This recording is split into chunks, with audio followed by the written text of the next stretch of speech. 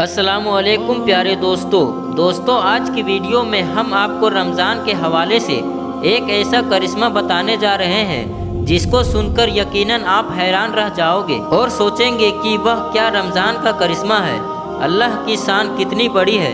تو دوستو، ماہ رمضان کو مبارک مہینہ ماننے والے اس ویڈیو کو ایک لائک ضرور کریں اور چینل کو بھی سبسکرائب ضرور کریں۔ پیارے دوستو، رمضان کی آمد پر ہر طرف اللہ کا نور برسنے لگتا ہے، ہر طرف اللہ کی رحمت برسنے لگتی ہے۔ یہ وہ مہینہ ہے جس میں اللہ تبارک و تعالی بڑا عطا کرتا ہے۔ ایک چھوٹی سی بھی نیکی آپ کی نجات کا ذریعہ بن سکتی ہے۔ دوستو، اس ویڈیو کو محبت کے ساتھ پورا ضرور دیکھتے رہیے گا۔ دوستو، اس مہینے میں اللہ تبارک و تعالی سب کی دعا قبول فرماتا ہے۔ پیارے دوستو، اس مہینے کا ہر کوئی بے صبری سے انتظار کرتا ہے۔ مسلمانوں کے اندر ایک عجیب سی خوشی نظر آتی ہے، ہر طرف رونق ہی رونق ہو جاتی ہے۔ دوستو، ایک 7 سال کا چھوٹا بچہ تھا جو جمعے کی نماز پڑھنے کے لیے مسجد میں گیا۔ جمعے کی نماز کے بعد امام صاحب رمضان اور روزے کی فضیلت بیان کر رہے تھے۔ یہ بچہ بھی رمضان اور روزے کی فضیلت کو بڑی توجہ سے سن رہا تھا اور اس کے دلوں میں بھی خواہش پیدا ہو گئی کہ وہ بھی روزہ رکھے گا، وہ بھی سحری کرے گا، وہ بھی افطار کرے گا، وہ بھی اللہ کی حمد و ثنا بیان کرے گا۔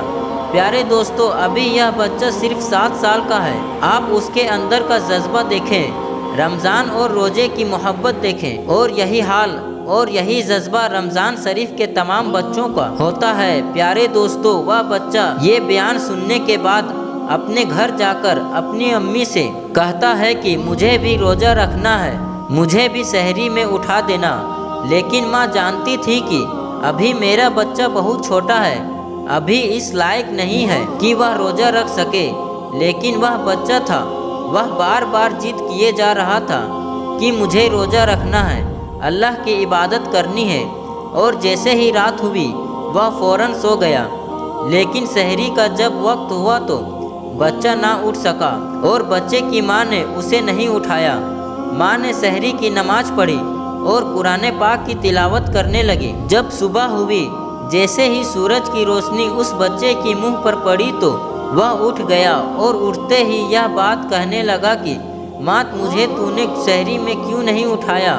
اور اسی بات کو لے کر وہ بہت زیادہ رونے لگا اور کہنے لگا کہ میری آرزو تھی، میری تمنا تھی کہ میں بھی روزہ رکھوں گا، لیکن ماں آپ نے مجھے نہیں اٹھایا، مجھے کیوں نہیں اٹھایا؟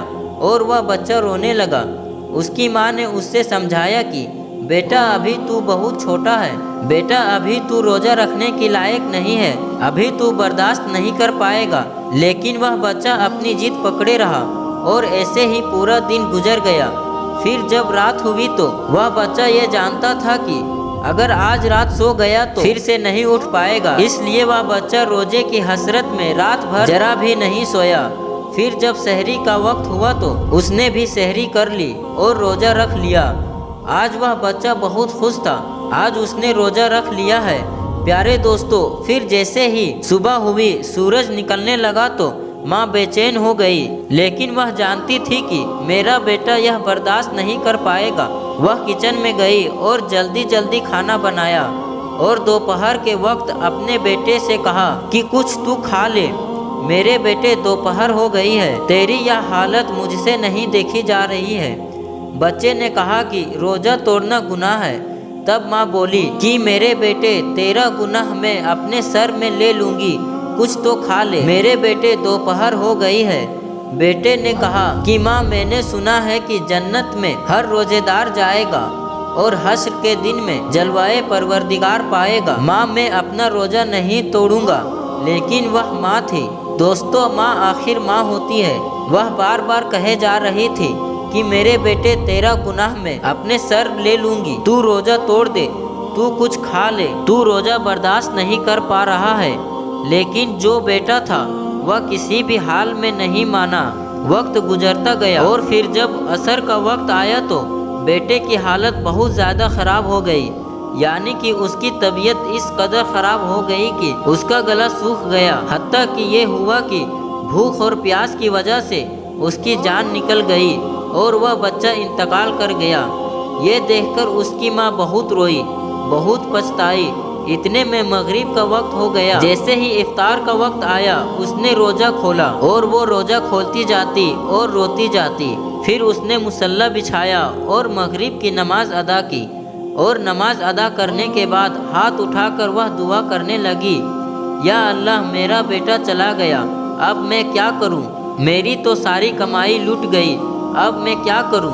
मैं कैसे जीऊंगी? वह दुआ मांग रही थी कि इतने में उसके दरवाजे पर एक फ़कीर आ गया। उसने कहा कि घर में कोई है? मैं रोज़ेदार हूँ, मुझे कुछ खाने को दे दो। जब उस औरत ने उस फ़कीर की आवाज़ सुनी तो उसने जो कुछ बनाया हुआ था उस फ़कीर को दे दिया। जब वह फ़कीर को देने गई तो उसकी आंखों में आंसू थे। उस फ़कीर ने कहा कि तुझे क्या हुआ? तो उस औरत ने बताया कि मेरा 7 साल का बेटा था जिसने जिद करके रोज़ा रख लिया और भूख की वजह से असर के वक्त उसकी जान निकल गई। दोस्तों, वह फ़कीर घर के अंदर आया और उस बेटे के सिरहाने पर खड़ा होकर बोला कि उठ खुदा का नाम लेकर, ए नन्हे रोजेदार। जैसे ही उसने यह अल्फाज बोले, इतने में क्या हुआ कि वह बच्चा जो मर चुका था, वह नन्हा रोजेदार फिर से जिंदा हो गया और अल्लाह पाक का नाम लेता हुआ उठ गया। दोस्तों, यह बहुत बड़ा करिश्मा है। एक नन्हा रोजेदार जो मर चुका था वह अल्लाह के नाम से, वह अल्लाह का नाम लेते हुए फिर से जिंदा हो गया। दोस्तों, ये अल्लाह तबारक व तआला का बहुत बड़ा करिश्मा है।